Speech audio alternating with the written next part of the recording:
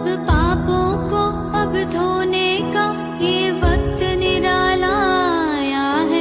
ये दिन जो है बड़े पावन है, सब धर्म का सार समाया है। नवकार यही, जैनत्व यही, महावीर की वाणी यही, जग में उस वाणी को साकार करे, यह पर्व पर्यूषण आया है।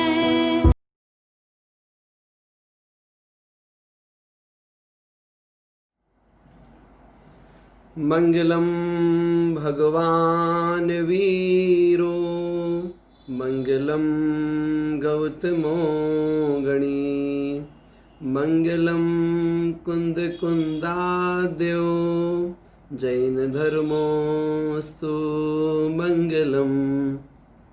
सर्व मंगल मांगल्यम सर्व कल्याणकारकम, प्रधानम सर्व धर्माणाम, जैनम जयतु शासनम। कविवर मुनिवर ऋषिवर, वेद्यासागर संत, चरण कमल में आपके नमन अनंतानंत। पंच परमेष्ठी भगवान की जय। परम पूज्य आचार्य गुरुवर विद्यासागर जी महाराज की जय। 10 लक्षण महापर्व की जय। उत्तम शौच धर्म की जय।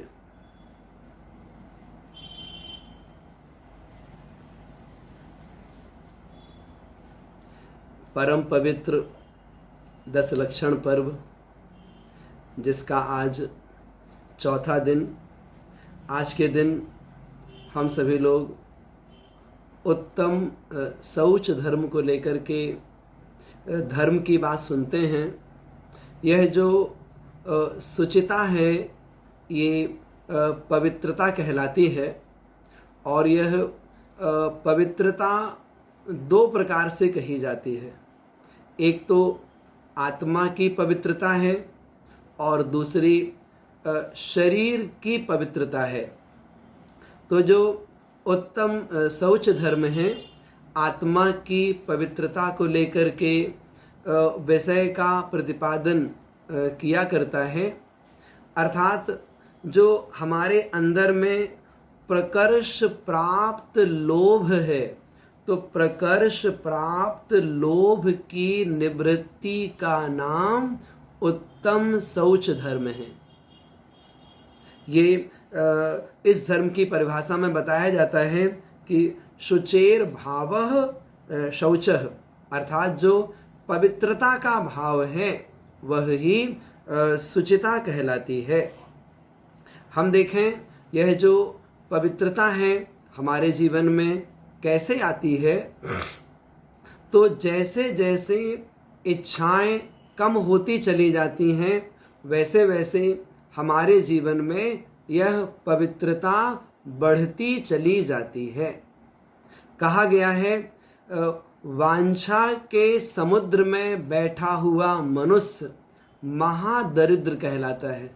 इसलिए उन वांछाओं को हम जैसे जैसे कम करते चले जाते हैं, हमारे जीवन की पवित्रता बढ़ती चली जाती है।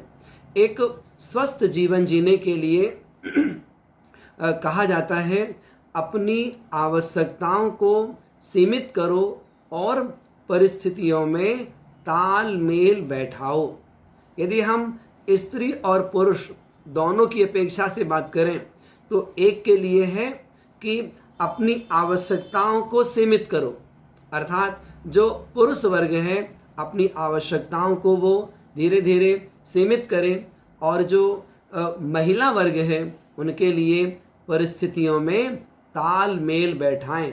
अर्थात घर परिवार में रहते हुए हर प्रकार के लोग हैं, क्योंकि घर में एक ही परिवार नहीं होता। घर में यदि बहू है वो किसी और घर से आई है ना, बेटा है वो किसी और गति से आया है, पत्नी है वो किसी और परिवार से आई है। तो अलग अलग गतियों से, अलग अलग स्थानों से लोग एकत्रित हो करके एक परिवार में रह करके जीवन जीते हैं। तो यदि उस जीवन को हम पवित्र बनाना चाहते हैं, उसे अच्छा बनाना चाहते हैं, तो जो परिस्थितियां हैं उनमें तालमेल बैठाने का पुरुषार्थ करें, तो हमें ऐसा लगता है हमारा जीवन बहुत अच्छी तरह से व्यतीत हो सकता है। यह जो उत्तम शौच धर्म है, ये हमें संतोष परिणाम के साथ जीवन जीने की शिक्षा दिया करता है। आप देखें, हम अपने जीवन को अच्छा बनाने के लिए क्या कर सकते हैं? उसके लिए मर्यादित हो सकते हैं।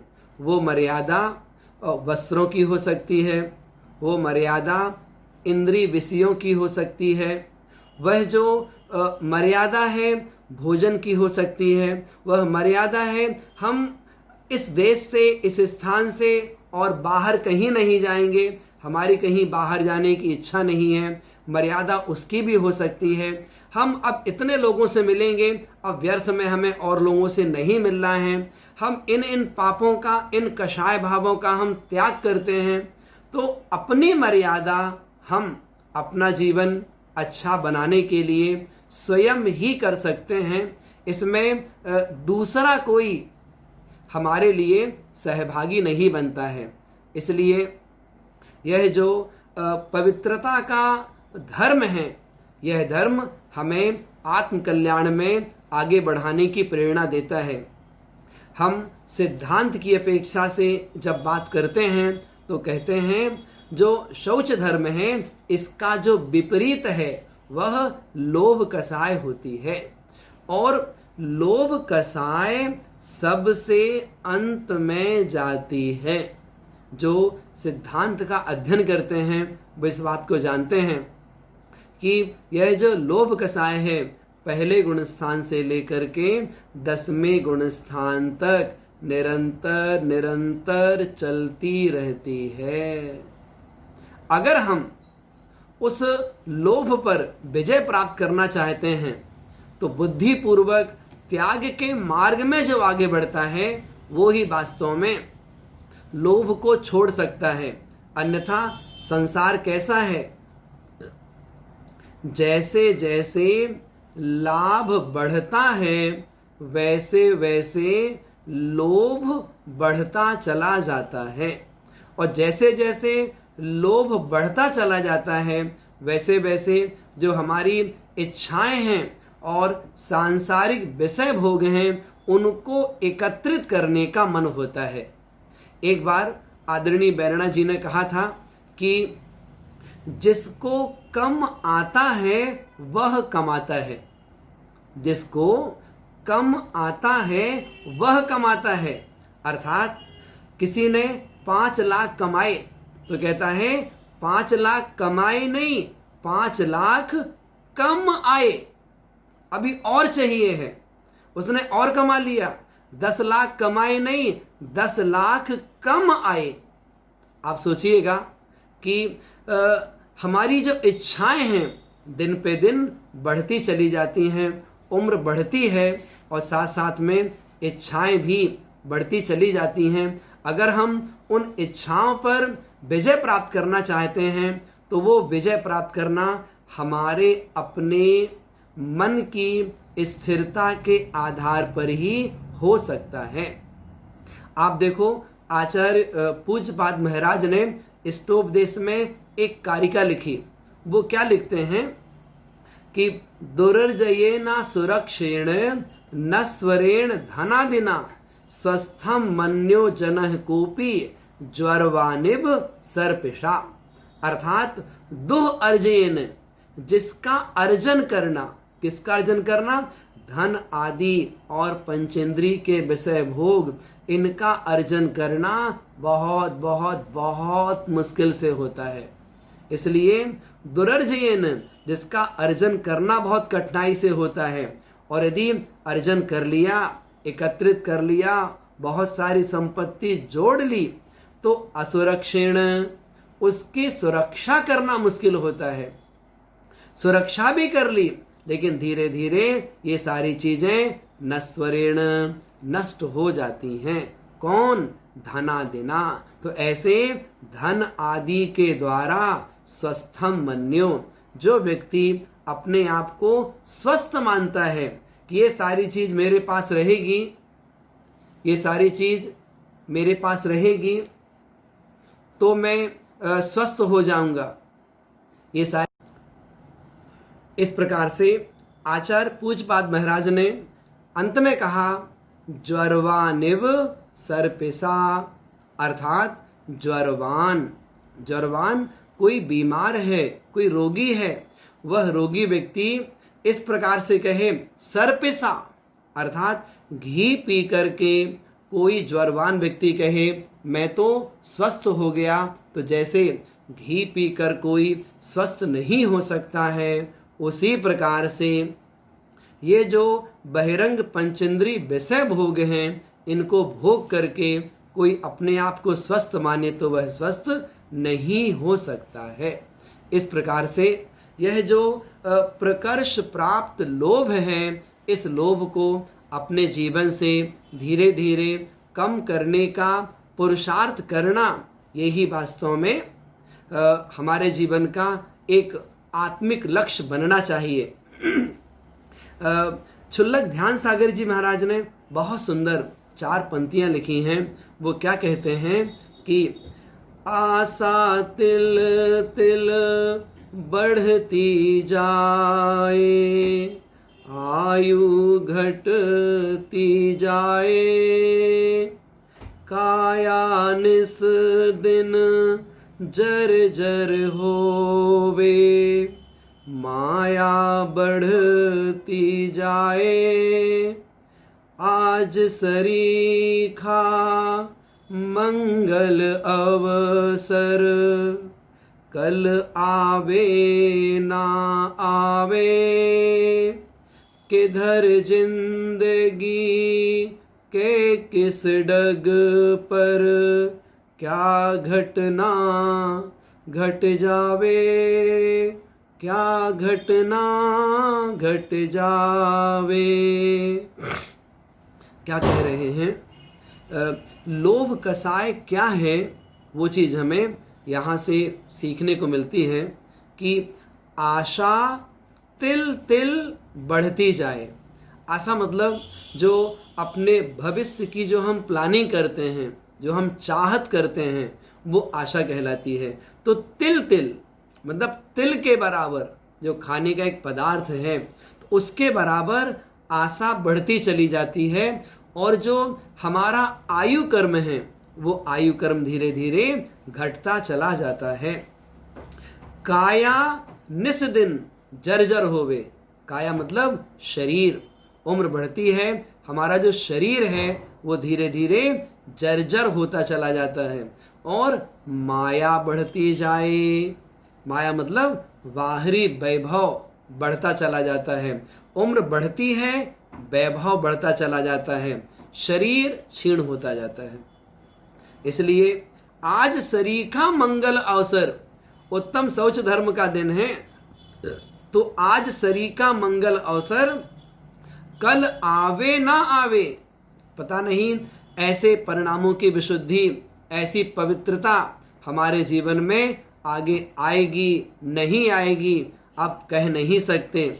किधर जिंदगी के किस डग पर, इस संसार में जीवन जीते हुए कब आ जाए अवसर और हमारी आयु समाप्त हो जाए, ये कहा नहीं जा सकता। इसलिए यह जो 10 लक्षण पर्व का अपूर्व अवसर है, ऐसे अवसरों पर यदि हम अपने जीवन को परिवर्तित करने के लिए कुछ आत्म कल्याणकारी कदम उठाएं, तो हमें लगता है हम भी अपने जीवन को बहुत अच्छा और सुखदायी बना सकते हैं।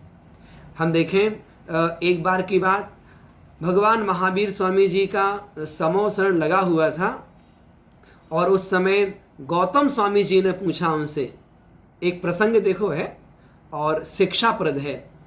गौतम स्वामी जी ने पूछा उनसे कि हे भगवान, हमारे बाद कितने सारे लोगों ने मुनि दीक्षा ली है और उन्होंने तो केवल ज्ञान प्राप्त करके मोक्ष भी पा लिया है, लेकिन मुझे अभी तक केवल ज्ञान की प्राप्ति क्यों नहीं हो रही है।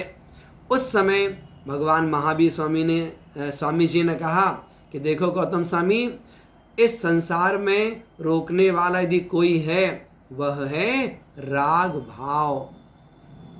गौतम स्वामी कहते हैं मुझे तो किसी से भी राग नहीं है। मेरे 500 शिष्य थे, मैंने अपने उन 500 शिष्यों को भी छोड़ दिया, उनसे मुझे राग नहीं है। तो आवाज आती है, क्या तुम्हें हमसे भी राग नहीं है? तो उत्तर मिलता है, आपके चरणों से तो बहुत राग है। तो वह जो राग भाव है, समझिएगा, वो ही केवल ज्ञान प्राप्ति के लिए बाधा उत्पन्न करा रहा था।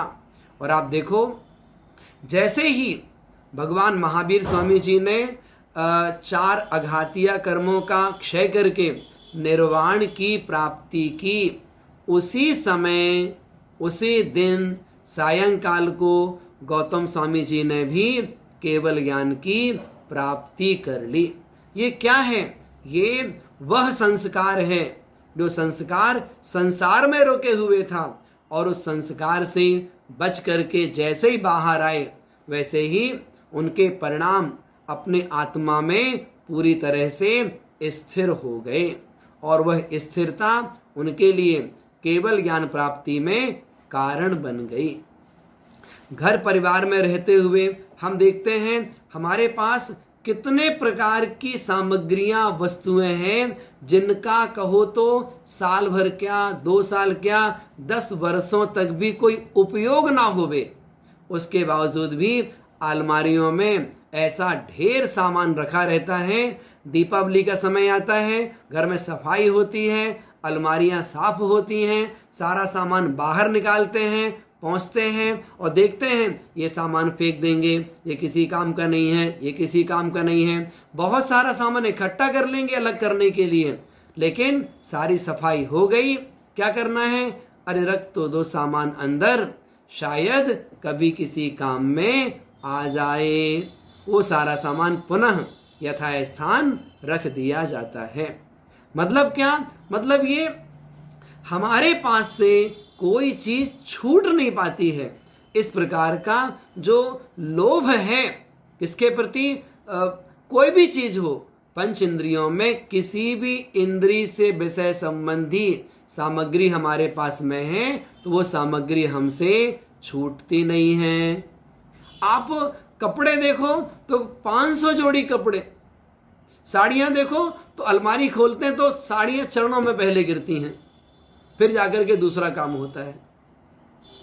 तो इतना परिग्रह, इतना सामान रहता है, उसके बावजूद भी और चाहिए और चाहिए। वह जो और की चाहत है वो हमारे अंतरंग से समाप्त नहीं होती है और जब तक वो चाहत अंदर से समाप्त नहीं होगी, समझिएगा, तब तक वह जो लोभ है उसे हम कम नहीं कर पाएंगे। फिर भी हमें पुरुषार्थ करना है अपने जीवन को अच्छा बनाने का, अपने जीवन को मंगलमय बनाने का, जिससे कि उस पवित्रता को हम भी अपने जीवन में धारण कर पाएं, जिससे कि हमारा जीवन पहले की अपेक्षा से और अच्छा बन पाए।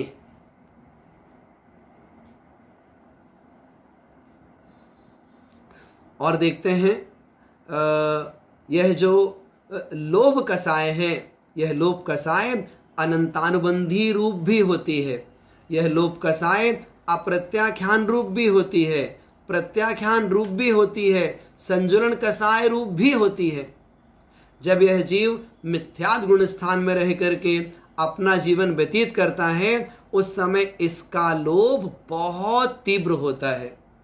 जब सम्यक दर्शन की प्राप्ति करता है, एक कषाय जाती है तब थोड़ा सा इसके जीवन में वह पवित्रता आना प्रारंभ होती है। वो अपने आप को मर्यादित करने की कोशिश करता है और वही जीव जब व्रती बनता है तब जाकर के वो जो मर्यादा का विचार किया था उस मर्यादा के साथ जी पाता है। और जब मुनि महाराज बनते हैं तब संपूर्ण बहिरंग परिग्रह का त्याग होता है। तब जाकर के वह जो लोभ है हमारे जीवन से कम हो पाता है।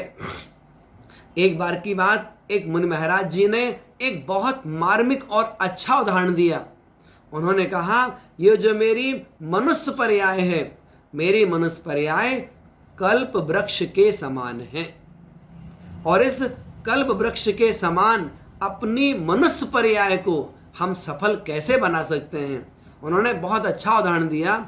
एक व्यक्ति रास्ते में चला जा रहा था, उसे बहुत तेज प्यास लगी थी। अब उसने देखा चारों तरफ कोई घर नहीं है, कोई व्यापार नहीं, कोई पानी की सुविधा नहीं।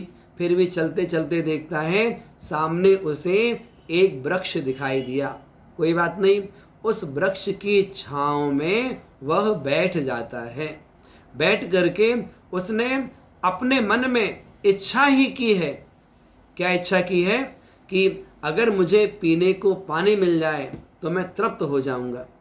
उसने ऐसा विचार ही किया होगा। सामने से एक देवांगना आ गई, उसके हाथ में स्वर्ण का गिलास पानी भरा हुआ है और कहती है, आपने पानी मंगाया है, लीजिए, हम आपके लिए पानी लेकर के आए हैं। उसने पानी पी लिया, बहुत स्वादिष्ट मीठा पानी था। उसके मन में पुनः विचार आया, अगर थोड़ा सा खाने को भोजन और मिल जाए तब तो मेरा जीवन अच्छा हो जाएगा, मैं आगे की यात्रा और अच्छी कर पाऊंगा। उसने विचार ही किया था। इतने में एक दूसरी देवांगना आई। कई प्रकार के व्यंजन उसके पास में थे और उस व्यंजनों से सहित होकर के उसने वहां पर बहुत स्वादिष्ट भोजन कर लिया। भोजन करने के बाद में फिर उसके मन में इच्छा जागृत हुई, मुझे भोजन तो मिल गया है, यदि मुझे यहाँ पर थोड़ा सा विश्राम करने की जगह और मिल जाए तो मैं आराम से यहाँ पर सो सकता हूँ। उसने विचार किया। दो देवता वहाँ पर आ गए और आकर के बढ़िया तकिया, चादर, चटाई, सारी व्यवस्था वहाँ पर हो गई और वो सो गया। वो सोते सोते शाम हो गई, शाम भी ढल गई, रात्रि जैसी हो गई। अब वो सोचता है, हे भगवान, उसकी नींद खुली। सोचता है, हे भगवान, अब क्या होगा, रात हो गई, जंगल का रास्ता है, कहीं शेर ना आ जाए। उसने विचार ही किया था कि वहां पर एक शेर भी आ गया। अब शेर आ गया। अब शेर ने क्या किया? कुछ नहीं, वो शेर आया और वो विचार करने लगा, ये मुझे कहीं खा ना ले। उसने सोचा ही था और शेर आया और उसने उस व्यक्ति को खा लिया। मतलब क्या? जो मेरी मानव पर्याय है, हमारी मानव पर्याय हमारी विचारधाराओं के आधार पर चलती है। हम जिन विचारधारा के साथ अपना जीवन जीते हैं, जिस चिंतन के साथ अपना जीवन जीते हैं, वैसे वैसे हमारा भविष्य बनता चला जाता है। जैसे वहां विचारधारा क्या थी, जैसा सोचा उसने वैसा उसको मिलता गया और कल्प वृक्ष के माध्यम से वो सारी चीज प्राप्त होती गई उसे। वो सामान्य वृक्ष नहीं था, वो कल्प वृक्ष था, उससे उसे सारी सामग्री प्राप्त हो गई। अब देखो यहां क्या हुआ, ये जो मनुष्य पर्याय है, ये मनुष्य पर्याय भी हमारे लिए कल्प वृक्ष से कम नहीं है। अर्थात हम चाहें मनुष्य पर्याय को सफल बनाना चाहें, बना सकते हैं। हम त्यागी व्रती बनना चाहें, हम बन सकते हैं। हम बहुत पैसा कमाना चाहें, धनवान बनना चाहें, वैसा पुरुषार्थ करेंगे, धनवान बन जाएंगे। हम चाहें कि धनवान बन करके अपने पैसे का दान करना चाहें, हम दान कर सकते हैं। आप भोग करना चाहें, पैसे का भोग कर सकते हैं। आप चाहें हम मुनि महाराज बनना चाहते हैं, आप मुनि महाराज बन सकते हैं। आप विचार करिए ना, कैसा जीवन जीने का भाव है। तो जैसा जीवन जीने का भाव है उस प्रकार से आप अपने जीवन को बना सकते हैं। पुरुषार्थ करना है एक अच्छी विचारधारा के साथ में अपना जीवन जीने का। आप सोचिएगा कि हम कंजूसी के साथ जीना चाहते हैं कि उदारता के साथ जीना चाहते हैं। अगर हम कंजूसी के साथ जीवन जीना चाहते हैं, वो भी हमारे यहाँ शास्त्रों में लिखा हुआ है। मतलब एक प्रसंग है, बात शास्त्रों की नहीं है, ये प्रत्यक्ष प्रमाण आपको बता रहे हैं। मध्य प्रदेश में सागर शहर है। सागर शहर में एक दादाजी रहते थे, उनका नाम था कठल बब्बा। कठल नाम था उनका, तो उन्हें लोग कठल बब्बा इस नाम से पुकारते थे। उनके पास बहुत संपत्ति थी। उनकी एक बेटी थी, बेटी की शादी हो गई, अपने मायके चली गई वो, अपने ससुराल चली गई वो। और इधर पे देखते हैं, यहाँ पर वो जो कठल बब्बा थे उनके पास अथाह संपत्ति थी और अपने घर में रहा करते थे। बहुत बड़ा उनका घर था। हुआ क्या, सुबह उठते, तैयार होते, 2 रोटी बनाते अपने घर में, और उनके घर के सामने ही एक होटल थी, तो वहाँ से दही लेकर के आते और दही के साथ रोटी खा ली, अपना जीवन जीते थे। कभी उनकी बेटी आए कुछ पैसे मांगे तो कभी नहीं देते थे, इतने कंजूस थे वो। कोई बात नहीं, समय बीतता गया। एक दिन की बात, उनके घर का दरवाजा नहीं खुला, तो आसपास के लोगों को बड़ी चिंता हुई कि आज तो बब्बा जी बाहर निकले ही नहीं, क्या बात हो गई है। लोगों ने दरवाजा तोड़वा दिया, घर के अंदर गए, देखा पहला कमरा था, वहां 1-2 स्थान पे जमीन में खुदा हुआ था, और अंदर गए, चौके के पास खुदा हुआ था। अंतिम जो कमरा था, उस कमरे में किनारे पर दीवार से टिककर वे बैठे हुए थे और वो एक चादर ओढ़े थे। तो लोगों ने पास में गए, चादर अलग करी तो देखा तो बंडी, एक मतलब जो जैकेट जैसी पहने थे, उसमें सोना चांदी रुपया पैसा बहुत सारा सामान भरा हुआ था। मतलब क्या, उनके अंदर में इतना प्रगाढ़ श्रद्धान था कि मरते समय जो हमारे पास में होता है, अगली पर्याय में वो हमारे साथ जाता है। आप सोचिएगा, मतलब हमारा सम्यक दर्शन इतना दृढ़, इतना मजबूत नहीं होगा जितना उनका विश्वास मजबूत था कि हमारे पास मरते समय जो होता है वो अगले भाव में हमारे साथ चला जाता है। क्या हम ऐसे हैं क्या? अगर इस प्रकार से हमारी कोई मानसिकता हो तो हम आपसे कहना चाहते हैं, वो मानसिकता अपने दिमाग से, अपने मानस पटल से हमें निकाल देनी है।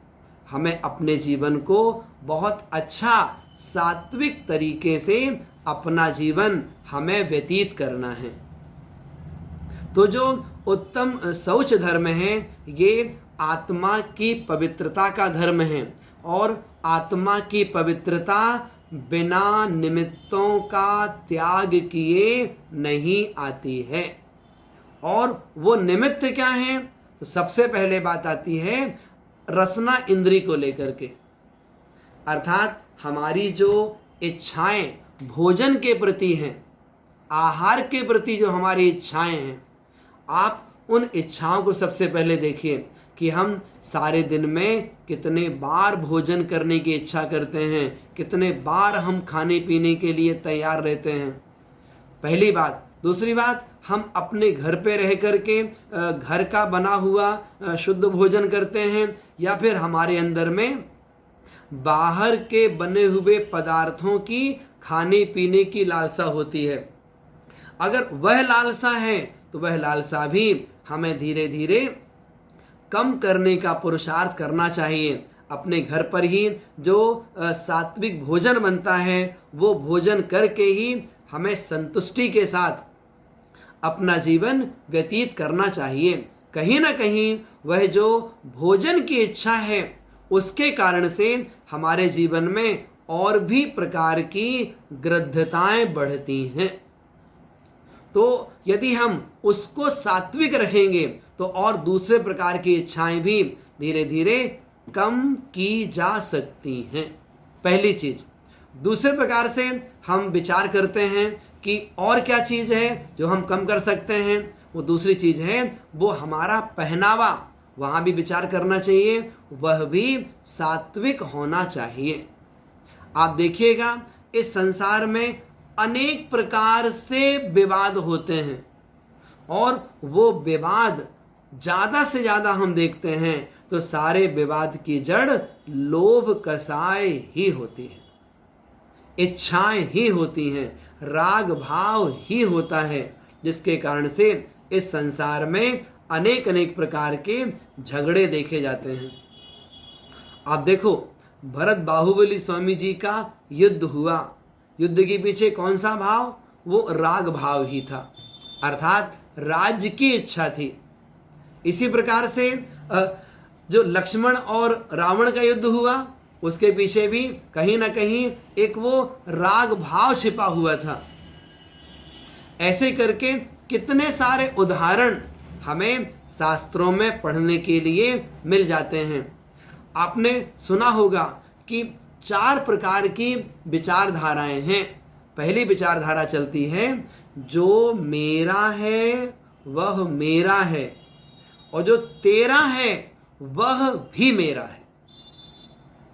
पहला क्या हुआ? जो मेरा है वह मेरा है और जो तेरा है वह भी मेरा है। अर्थात हम अपनी संपत्ति को तो अपना मानते ही हैं, दूसरे की संपत्ति को भी अपना मानने का पुरुषार्थ करते हैं, दूसरे की संपत्ति को भी हम हड़पना चाहते हैं। ये जो विचारधारा है, ये विचारधारा कहीं ना कहीं हमारी आत्मा के लिए अकल्याणकारी हो जाती है। इस विचारधारा से हमें बचने का पुरुषार्थ करना चाहिए। जब हम दूसरे पॉइंट की ओर बात करते हैं तो कहा जाता है जो मेरा है वह मेरा है और जो तेरा है वह तेरा है। जो संतोष परिणामी होते हैं, 2 भाई हैं। एक बार मुनि सुधासागर महाराज जी ने बताया 2 भाई हैं और बंटवारा करना है। बंटवारा करने के लिए आप पड़ोसियों को मत बुलाइए, बंटवारा करने के लिए किसी और मुखिया को, रिश्तेदार को, दामाद को मत बुलाइए। दोनों भाई बैठ करके बंटवारा कर सकते हैं। कैसे कर सकते हैं? एक भाई हिस्सा करेगा और दूसरा भाई पहले उठाएगा। कोई झगड़े वाला काम नहीं है। जैसे स्वर्ण है, गोल्ड है, आपने सारा लाके रख दिया, एक भाई ने बंटवारा किया, एक हिस्से का ये है, एक हिस्से का ये है, और दूसरे भाई ने एक उठा लिया उसमें से। ऐसे ही जमीन जायदाद है, मकान है और भी दूसरी संपत्तियां हैं, तो इसमें झगड़े वाला कोई काम ही नहीं है। एक बंटवारा करेगा, दूसरा उठाएगा। लेकिन हम ऐसा नहीं करते। हमारे मन में इच्छाएं बहुत रहती हैं। क्या है? जो मेरा है सो मेरा है, मैं तेरा भी ले लूंगा। ये जो विचारधारा है, ये विचारधारा कहीं ना कहीं तीव्र लोभ कषाय के उदय के कारण से आती है। वो जो तीव्र लोभ है हमारा, वो लोभ कम हो, ये हमें उत्तम शौच धर्म से शिक्षा मिलती है। जो दूसरे प्रकार का व्यक्ति बताया, ये परम संतोषी होता है कि जो मेरा है सो मेरा है और जो तेरा है सो तेरा है। तीसरे प्रकार की परिणति जो आती है वो त्यागी कहलाता है, वो धर्मात्मा कहलाता है, वो व्रती कहलाता है। वो विचार करता है जो तेरा है सो तेरा है, ले, मेरा भी तेरा है। तो अपने हिस्से की संपत्ति भी वो दूसरे को देने के लिए तैयार हो जाता है। मतलब क्या? भरत चक्रवर्ती 6 खंड का आधिपत्य जीत करके अयोध्या नगरी में प्रवेश करते हैं। तो अयोध्या नगरी में पहुंचने पर जब चक्ररत्न अंदर प्रवेश नहीं करता है तो उस समय मालूम पड़ा कि भाइयों ने अभी राज आपको नहीं दिया, भाइयों ने आपकी अधीनता स्वीकार नहीं की है। उस समय क्या होता है आप देखिएगा, उस समय सारे भाइयों ने दीक्षा ली। बाहुबली स्वामी जी झगड़ा करने तैयार हुए, युद्ध करने तैयार हुए। तो पहला पॉइंट भरत चक्रवर्ती के पास आया, क्या? जो मेरा है सो मेरा है, तेरा भी मेरा है। लेकिन बाहुबली इस विचारधारा की नहीं थे। वो विचार करते हैं जो तेरा है सो तेरा है और जो मेरा है सो मेरा है, क्यों झगड़ा करते हो? जब युद्ध में बाहुबली जीत गए, भरत चक्रवर्ती हार गए, उन्होंने चक्र चला दिया, तो बाहुबली स्वामी को वैराग्य आ गया। और उस वैराग्य में उनका विचार क्या बना? जो तेरा है सो तेरा है, ले, मेरा भी तेरा है। उन्होंने अपनी संपत्ति भी, अपना वैभव भी बाहुबली जी ने भरत चक्रवर्ती को सौंप दिया और जाकर के दिगंबरी दीक्षा ले ली, अपने आत्मस्वरूप में लीन हो गए। उस समय उनकी विचारधारा उससे ज्यादा श्रेष्ठ हो गई। वो विचारधारा क्या थी उनकी? वो विचारधारा क्या थी? वो विचारधारा थी, ना तेरा है ना मेरा है, यह चिड़िया रैन बसेरा है, यह तो सुबह शाम का डेरा है। ये जो चौथी विचारधारा है वो जिसके पास में होती है वे समता परिणामी दिगंबर साधु महामुनिराज होते हैं, जो कि अपने आत्म स्वरूप में लीन होते हैं। तो कहीं ना कहीं हमें इन सब बातों का विचार करके अपना जीवन अच्छा बनाने का पुरुषार्थ करना पड़ेगा। और जीवन को अच्छा बनाते हुए जो हमारे जैनाचार्य हैं, जो बहुत सारी कथाएं हमें ग्रंथों में पढ़ने को मिलती हैं, सीखने को मिलती हैं, उससे भी शिक्षा प्राप्त कर सकते हैं। आप देखो, वैराग्य भावना में पंक्ति आती है कि जो संसार विषय सुख होता तो तीर्थंकर क्यों त्यागें।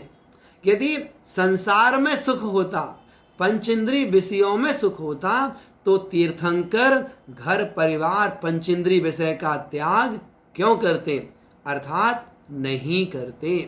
तो जो संसार विषय सुख होता तीर्थंकर क्यों त्यागें।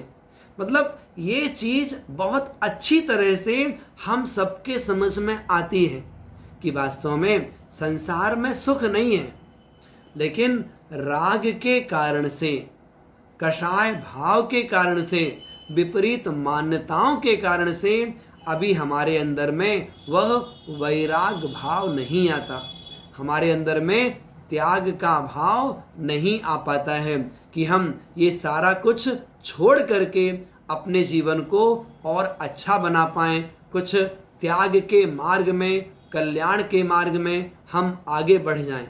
ये भाव अंदर में हमारे नहीं आ पाता है।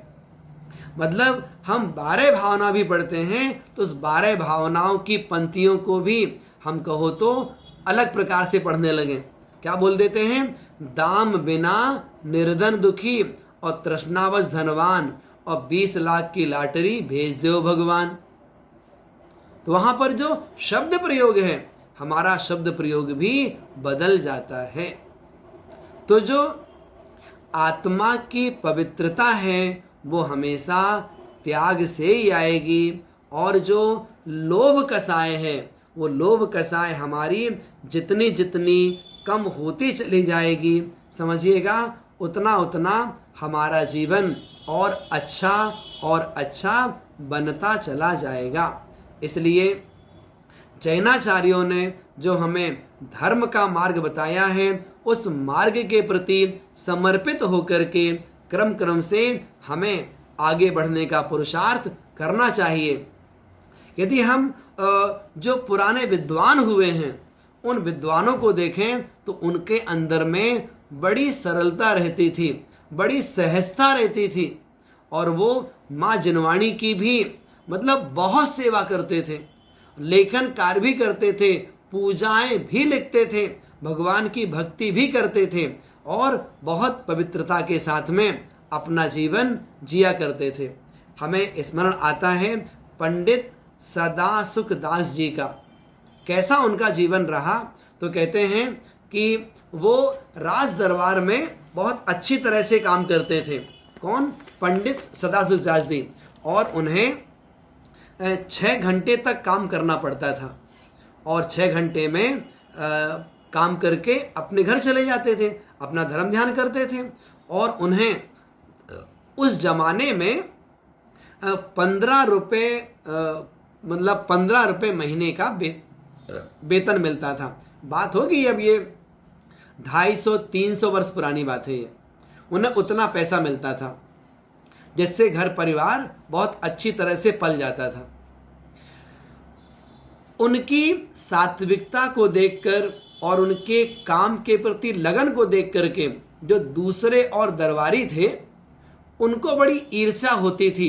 पंडित सदासुख दास जी थे, तो एक बार क्या हुआ, उन्होंने शिकायत कर दी राजा से, ये जो सदासुख दास जी हैं ना, इनका अच्छा काम नहीं है, सब गड़बड़ काम करते हैं ये। राजा ने सुन लिया। सुन करके पंडित जी को बुलाया, अपने पास बैठाया। वो जो काम करते थे वो सारा काम देखा, उनके सारे काम का उन्होंने हिसाब किताब देखा, सब बहुत अच्छा लगा। उनके काम में तो दूर दूर तक कोई भी कमी नहीं थी। जब उनके काम में कोई कमी नहीं दिखी तो राजा को थोड़ा बड़ा अटपटा सा लगा और उन्होंने जो दूसरे जो दरबारी थे उनको डांट लगाई और पंडित जी से कहा, पंडित जी हमें आपका काम पसंद आया। आपको अभी तक 15 रुपये 1 महीने में मिलते थे, अब आपकी जो पेमेंट है वो 15 रुपये से बढ़ाकर 30 रुपये की जाती है। अब आपको 30 रुपये महीने मिलेंगे। सुनकर के पंडित जी को बड़ा अच्छा लगा और कहते हैं देखो राजा साहब, हमारा 15 रुपये में जो जीवन हमारा है, हमारी दिनचर्या है, बच्चों का खान पान है, सारा काम बहुत अच्छी तरह से हो जाता है, हमें और पैसे की आवश्यकता नहीं है। यदि आप कुछ हमारे लिए करना चाहते हो तो आप ऐसा करो, अभी तक हम 6 घंटे आपके यहाँ मेहनत करते हैं, तो 6 घंटे कम करके आप 3 घंटे कर दीजिए। हम 3 घंटे आपके यहाँ पर पूरा काम कर देंगे 3 घंटे में। तो जो 3 घंटे और बचेंगे उसमें हम जिनवाणी की सेवा और करेंगे, किसी को प्रवचन सुनना है वो सुनाएंगे, हमें कुछ लेखन कार्य करना है वो लेखन कार्य करेंगे। राजा साहब बड़े प्रसन्न हुए और प्रसन्न होकर के उन्होंने उनका 6 घंटे का समय कम करके 3 घंटे कर दिया। समय कम कर लिया उन्होंने, लेकिन पैसे ज़्यादा नहीं लिए। बोले इतने में हमारा जीवन अच्छी तरह से चल जाता है। ये क्या है? ये एक आदर्श उदाहरण है कि जिनके अंदर में समय की कीमत है लेकिन पैसे की कीमत नहीं है। इसलिए यदि हमारा दृष्टिकोण उस रूप बनता है, त्याग रूप बनता है, तो हम समझते हैं हम भी अपने जीवन में उस लोभ को कम कर सकते हैं। लेकिन हमारा वो लोभ कम नहीं हो पाता। हम तो और प्रकार से विचार करने लगते हैं। कैसा विचार करने लगते हैं? जैसे आज से 15 वर्ष पहले आपने कोई जमीन खरीदी थी और 10 वर्ष पहले आपने उस जमीन को बेच दिया। उदाहरण के लिए हो सकता है 2 लाख रुपए की ली थी 15 वर्ष पहले और 10 वर्ष पहले आपने वो 25 लाख में बेची। अब 25 लाख में बेच तो दी और उसको बेचे 10 साल हो गया और आज भी उस रास्ते से गुजरते हैं तो कहते हैं ये व्यर्थ में बेच दी जमीन हमने, आज इसकी कीमत 2 करोड़ होती अगर मेरे पास होती तो। ये क्या है? वस्तु बेच दी, उसका स्वामित्व हमने समाप्त कर दिया, उसके बावजूद भी उस पदार्थ के प्रति जो लोभ है जो वो कषाय भाव है, वो कषाय भाव हमारे अंदर से कम नहीं होता है। इसलिए वो भाव कम करने का पुरुषार्थ हमें जरूर करना चाहिए। वो जब पुरुषार्थ हम करेंगे तभी कहा जाएगा कि वह कषाय भाव, उस पर हम विजय प्राप्त कर पाएंगे। हम सोचते हैं जिनके पास बहुत पैसा होता है, बहुत धनवान, बड़े बड़े सेठ, धन्ना सेठ कहलाते हैं, जो मतलब समाज में मतलब शिरोमणि कहलाते हैं, वो बड़े सुखी होते होंगे। इस भूल में भी मत रहिएगा। घर परिवार में रह करके आज के समय में जिनके पास बहुत पैसा है, बहुत संपत्ति जिनके पास में है, आप उनके पास कभी बैठना, उनसे कभी बात करना उनसे आप, तो वो भी अपने मन की बातें आपको बता सकते हैं। वो भी कहेंगे पैसा बहुत हमारे पास में है, लेकिन वो आत्मिक सुख नहीं है, वो आत्मिक शांति हमारे पास नहीं है। हम दूसरों की बात नहीं कर रहे हैं, हम आपके सामने RK मार्वल्स की बात कर रहे हैं। मतलब बात होगी आज से करीब 15 साल पहले की। हम आदरणीय बड़े पंडित जी के साथ शिविर लगाने के लिए गए थे।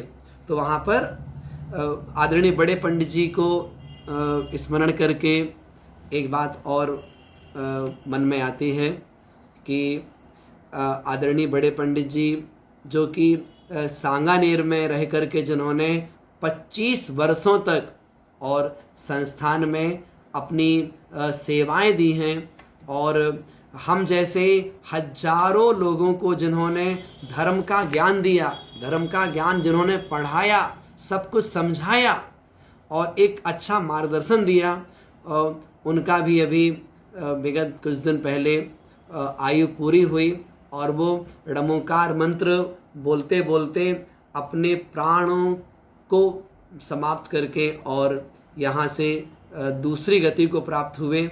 जो पूरा तारंगा शिविर है, तारंगा शिविर में आने वाले जितने भी शिविरार्थी हैं और इसके साथ साथ में जो पूरा बैताली दशा हुमड़ समाज है और इसके साथ में जो शिविर लगाने वाले मतलब जो सुशीला बहन जो पूरा ट्रस्ट है और सारे पदाधिकारी हैं, चाहे वो विपिन भाई हों, अरविंद भाई हों और अपने कमलेश भाई हैं, मुकेश भाई हैं और सारे ट्रस्टीगण दिव्येश जी हैं, तो उन सभी की ओर से हम सब उनके प्रति संवेदना व्यक्त करते हैं और उनके प्रति श्रद्धांजलि समर्पित करते हैं कि वो जहाँ भी हों और स्वस्थ हों और जिस पर्याय में गए हैं वहाँ जाकर के धर्म के साथ और माँ जिनवाणी के प्रति समर्पित हो करके वो इसी तरह से तत्व चिंतन में स्वयं भी लगे होंगे और साथ साथ में दूसरों को भी धर्म का मार्ग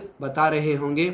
ऐसे आदरणीय बड़े पंडित जी के प्रति श्रद्धा सुमन समर्पित करते हैं। तो हम बात कह रहे थे उस शिविर में एक दिन के लिए अशोक पाटनी और उनकी धर्मपत्नी उनका भी आना हुआ।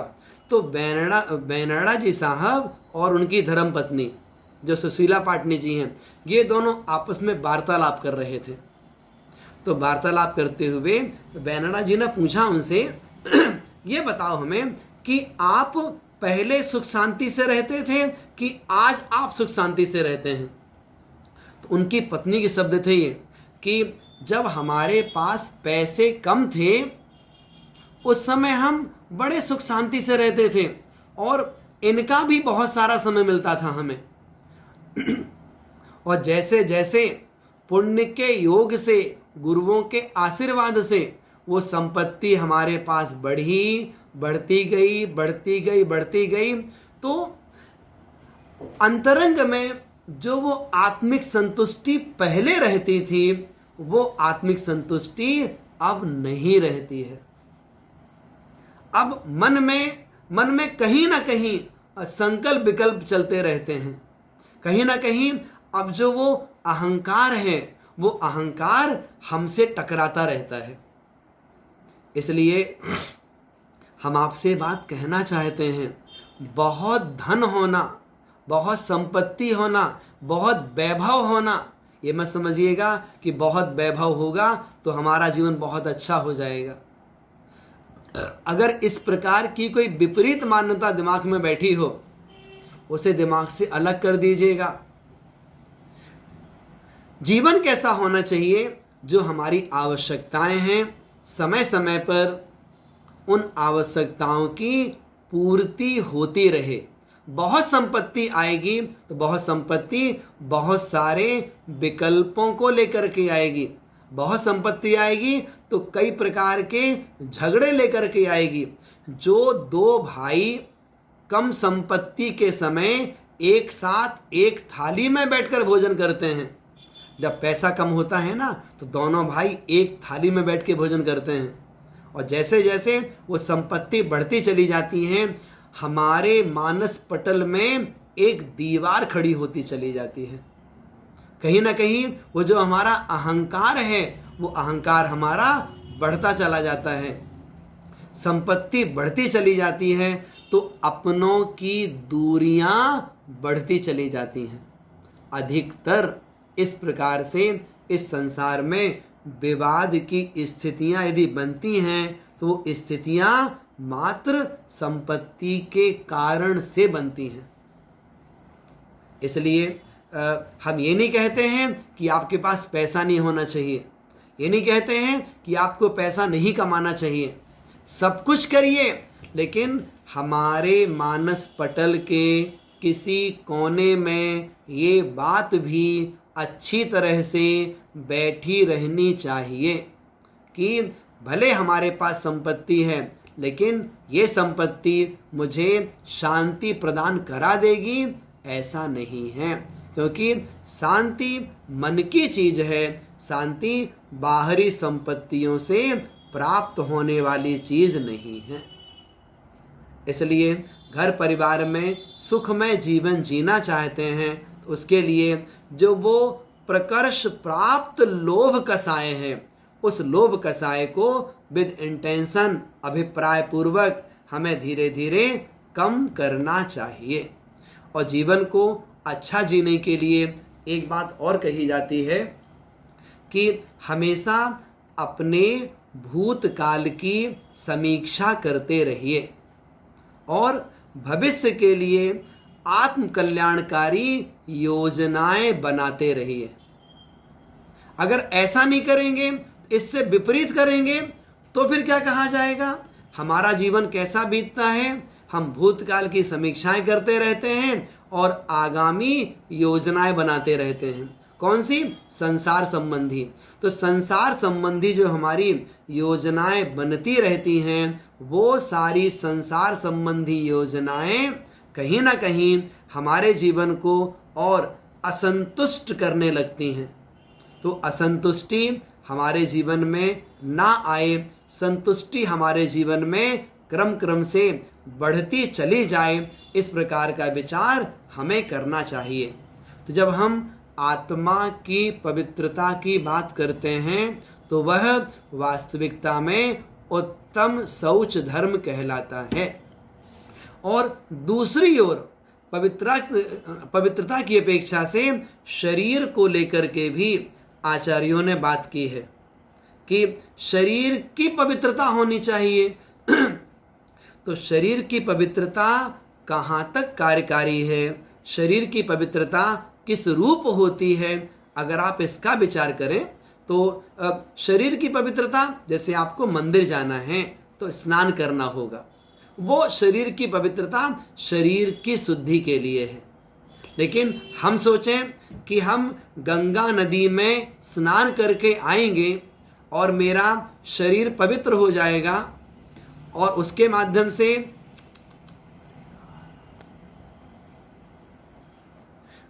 माध्यम से मेरी आत्मा की पवित्रता आ जाएगी। तो इस प्रकार का विचार अपने दिमाग से निकाल दीजिएगा, अलग कर दीजिएगा। अर्थात शरीर की पवित्रता आत्मा की पवित्रता के लिए साधन नहीं बनती है। आपने उदाहरण सुना होगा श्री कृष्ण जी का। श्री कृष्ण जी जब पांडव लोग जा रहे थे तीर्थ यात्रा के लिए, उस समय उन्होंने एक तुमड़ी देती थी उनके लिए, पांडवों के लिए। ये तुमड़ी है, आप जहां स्नान करने जाना तो तुमड़ी को भी स्नान करा दीजिएगा। जो पांडव थे उन्होंने कहा ठीक है कृष्ण जी, आप हमारे आदर्श हैं, जैसा आप कहोगे हम करने के लिए तैयार हैं। वो तुमड़ी को स्नान करा करके 2-4 महीने में यात्रा करके आए। क्या हुआ लास्ट में, कृष्ण जी ने सबको भोजन करने को बुलाया और उस तुमड़ी की सब्जी बनाई। कड़वी होती तुमड़ी, सब्जी कैसे बनी, कड़वी बनी। पांडवों ने जब उसको खाया तब थू थू करने लगे, ये कैसा आपने भोजन दिया हमारे लिए। तो श्री कृष्ण जी ने कहा देखो, बाहरी स्नान करने से आत्मा की पवित्रता नहीं होती है। इस तुमड़ी को तुमने जगह जगह जाकर के स्नान कराया है, इसकी पवित्रता इससे नहीं हुई। अर्थात अंदर की कड़वाहट को दूर करने के लिए, अंदर की कड़वाहट को दूर करने के लिए हमें अंतरंग में ही जाना पड़ेगा। बाहरी शरीर की शुचिता से, शरीर को स्नान कराने से आत्मा की पवित्रता नहीं होती है। लेकिन जैन धर्म की ये बड़ी महानता है। क्या महानता है कि अगर कोई मुनि महाराज बन जाते हैं, रत्नात्रय की आराधना करते हैं, 28 मूल गुणों का पालन करते हैं, तो उनके शरीर को भी पवित्र कह दिया जाता है। और कह देते हैं रत्नात्रय से पावन जिनका यह औदारिक तन है। यदि अंतरंग में सम्यक दर्शन, सम्यक ज्ञान, सम्यक चारित्र रूप गुण प्रकट हो गए हैं, रत्नात्रय की आराधना से सहित वह आत्मा है, तो उसके शरीर की भी पवित्रता हो जाती है। इसलिए उनके चरणों का स्पर्श करके, उनके चरणों में जल डाल करके उस गंधोदक को अपने ललाट पर, अपने माथे पर लगा करके हम अपने जीवन को पवित्र मानते हैं। तो हमारे यहाँ पर पंच परमेष्ठी की अपेक्षा से शरीर की भी भक्ति की जाती है। तो अगर कोई शरीर की पवित्रता की बात करता है तो स्नान करने से शरीर की पवित्रता नहीं आती है। उस पवित्रता के लिए उस जीव को रत्नात्रय की आराधना करनी होगी। जो उस रत्नात्रय की आराधना करते हैं वे ही वास्तव में इस लोभ कसाय पर विजय प्राप्त कर पाते हैं। अन्यथा उम्र बढ़ती चली जाती है, हमारी इच्छाएं कम नहीं होती, इच्छाएं हमारी समाप्त नहीं होती। हमें अपना परिग्रह, अपनी संपत्ति तो अच्छी लगती ही है, हमें दूसरे का परिग्रह, दूसरे की संपत्ति भी प्राप्त करने का भाव अंतरंग में उत्पन्न हो जाया करता है। इसलिए संभालिए अपने जीवन को, अपनी पवित्रता को, और साथ साथ में तन मन दोनों को स्वस्थ रख करके और हम सब अपना जीवन जिएं और इस पवित्र उत्तम शौच धर्म को अपने जीवन में धारण करके और कल्याण के मार्ग में आगे बढ़ें। इसी मंगल भावना से आज की बात यहाँ पर पूर्ण करते हैं। आइए माँ जिनवाणी की स्तुति करेंगे, उसके पहले 9 बार जप करते हैं। ओम ह्रीं अर्हं श्री उत्तम शौच धर्मंगाय नमः। ओम ह्रीं अर्हं श्री उत्तम शौच धर्मंगाय नमः। ओम ह्रीं अर्हं श्री उत्तम शौच धर्मंगाय नमः। ओम ह्रीं अर्हं श्री उत्तम शौच धर्मंगाय नमः। ओम ह्रीं अर्हं श्री उत्तम शौच धर्मंगाय नमः। ओम ह्रीं अर्हं श्री उत्तम शौच धर्मंगाय नमः। ओम ह्रीं अर्हं श्री उत्तम शौच धर्मंगाय नमः। ओम ह्रीं अर्हं श्री उत्तम शौच धर्मंगाय नमः। ओम ह्रीं अर्हं श्री उत्तम शौच धर्मंगाय नमः। माँ जिनवाणी की स्तुति करेंगे। बोधि समाधि परिणाम शुद्धि स्वात्मोपलब्धि शिव सौख्य सिद्धि चिंतामणिं चिंतित वस्तुदाने त्वां वंद्य मानस ममास्तु देवी। सभी 9 बार मुकार मंत्र का स्मरण करेंगे।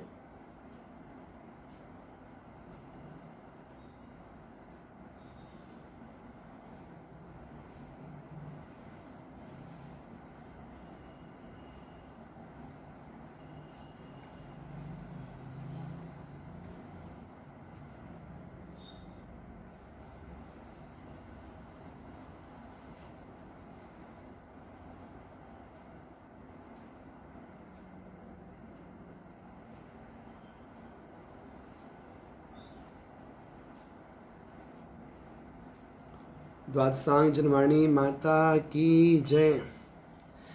सभी अपने घर पे रह कर के धर्म आराधना बहुत अच्छी तरह से कर रहे होंगे। अपने घर पे रहें, सुरक्षित रहें और धर्म आराधना करें। 10 लक्षण पर्व आत्मा की पवित्रता के पर्व हैं। जैसी आपकी समाज की व्यवस्था हो उस आधार पर उतने समय के लिए मंदिर जाएं। यदि जाने को मिलता है, जाने नहीं मिलता है तो घर पर रह करके ही सुबह दोपहर शाम धर्म आराधना करते हुए अपना जीवन मांगलिक बनाएं। इसी भावना से सभी को जय जिनेंद्र।